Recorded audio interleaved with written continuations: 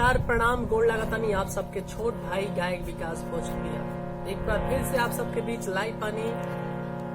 और आज हमारा साथे बाड़े हमारे वो छोट भाई किसान मित्र उत्तम कुमार पांडे जी। और आज ही हमारे साथे थोड़ा सा जौन बजा सकी हैं, संगत करी हैं। और हमारा आशा ना पूरा विश्वास बा कि आप सबके इंटरटेन हुई और आप सबके अच्छा लगी। लॉकडाउन अब बिल्कुल शायद अंतिम कड़ी में बा और आप लोग बहुत लगभग जीत के करीब बानी। तो आज से कुछ दिन पहले हमारा एगो संदेश मिल रहा है कि इंडिया कहीं फाइनल में जाके ना हारे। तो सो प्लीज आप लोग इतना दिन निभा देनी तो अंत भला तो सब भला हमनी के भोजपुरी में कहल बा। तो अभी से भी लॉकडाउन में रही, नियम के पालन करी, जो ना हिसाब किताब में बानी। में आई एगो छोटा सा भजन आप सबके बीच में पेश कर रहा बानी। और बहुत सारे भाई लोग को मैं ये बता दूं कि आप लोगों ने ये चैनल सब्सक्राइब नहीं किया है, फाइन फिल्म्स को आप लोग सब्सक्राइब करें। और बहुत जल्द जैसे ही लॉकडाउन खत्म हुई ओकरा अंदर हम कोशिश करते हैं कि आप सबके यह चैनल पर अपन बहुत ही सुपर गीत आप सबके बीच में भेजी हम। सो प्लीज आप लोग इस चैनल की सब्सक्राइब कर लें। आप सब अपन आशीर्वाद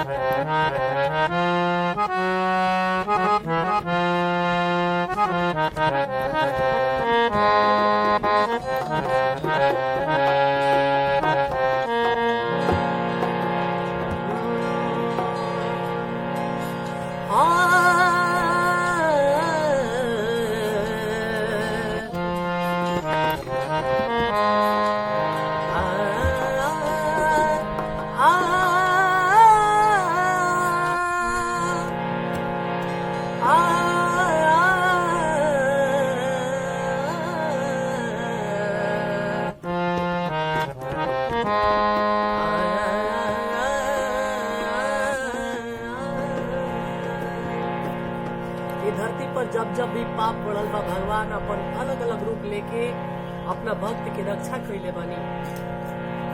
कौन भाव में वो गाना बा कि कर्पूर गौरम करुणावतारम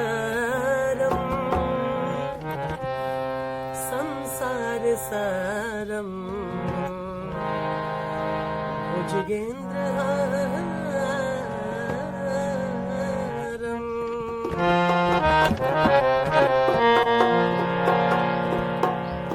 कर्पूर गौरम करुणावतारम संसार सारम भुजगेंद्रहारम। कर्पूर गौरम करुणावतारम संसार सारम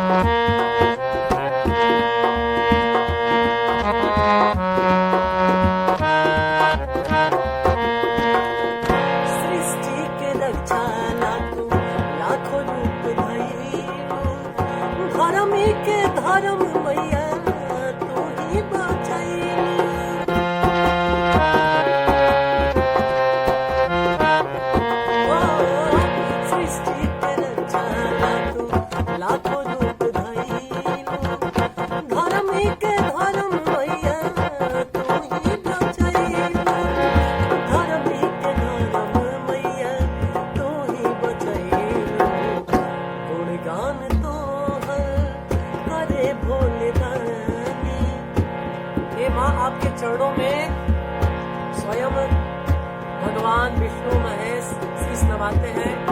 ये आपका छोटा भक्त, छोटा लड़के भी, आप सबके बच्चे भी शीश नवाते हैं और कहते हैं, शीश नवावे जगत के स्वामी, नर नवावे जगत के स्वामी, गुणगान तो हर करे भोलेदानी, शीश नवावे जगत के स्वामी, सदा वसंतम हृदय रवींद्र, सदा वसंतम हृदय रवींद्र, भवं भवानी सहितं नमामि, कर्पूर गौरम करुणावतारम, संसार सारम भुजगेन्द्रहारम,